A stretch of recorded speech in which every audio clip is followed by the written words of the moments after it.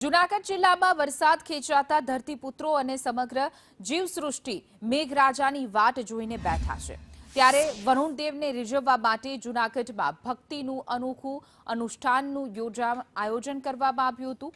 દોલતપરા વિસ્તારમાં આવેલા સુપ્રસિદ્ધ રોકડિયા હનુમાનજી મંદિર ખાતે મહંત રામ મનોહર દાસજીના સાનિધ્યમાં વિશેષ રામધૂનનું આયોજન કરવામાં આવ્યું હતું।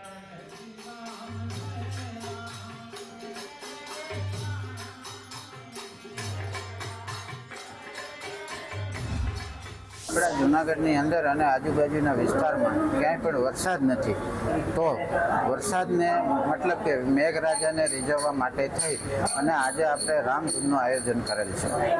અને આજુબાજુના વિસ્તારમાં પણ વરસાદ નથી ને આમ જો જોવા જઈએ તો આપણે ચોમાસાનો લગભગ 50% સમય પૂરો થઈ ગયો છે, પણ છતાંય આજે અત્યારે એવી પરિસ્થિતિ છે કે અત્યારે માણસને પાણીની બહુ તકલીફ છે। એના અનુસંધાને પૂજ્ય રામ મનોહર દાસ બાપુને એનો સંકલ્પ હતો કે આપણે મંગળવારે રામધૂન કરી અને મેઘરાજાને રીઝવીએ, એવી અમારી અંતરની પ્રાર્થના છે।